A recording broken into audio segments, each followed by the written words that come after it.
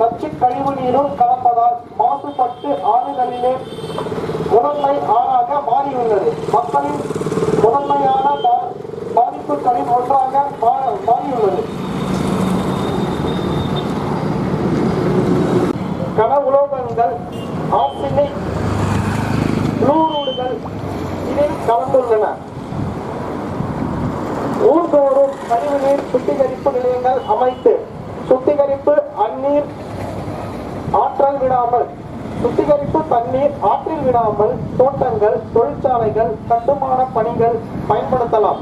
இந்த ஆறுகள் பாலாறு 80 அடி முதல் 100 அடி ஆழம் வரை மணல் பரப்பை கொண்டுள்ளது.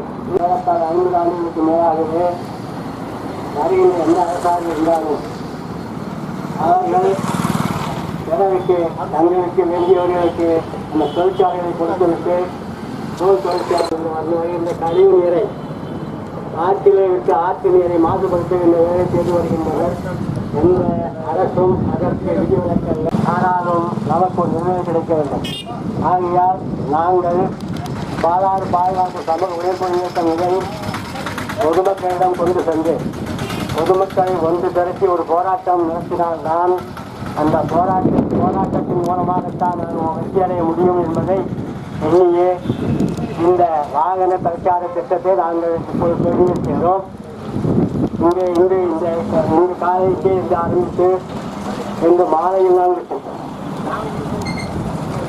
திருமணியில் முடித்துவிட்டு அடுத்த ஞாயிற்றுக்கிழமை நாங்கள் தென்பாக்கத்தில் ஆரம்பித்து நாங்கள் வேலூரில் முடித்து இருக்கின்றோம்.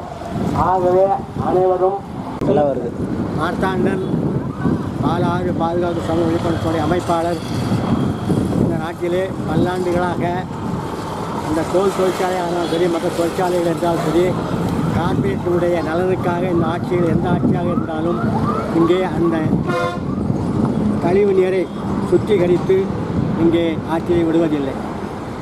பல கட்டுமான போராட்டங்கள் ஆட்சியாளர்களை எதிர்த்து கட்சிகளும் போராட்டம் பண்ணியிருக்கின்றன.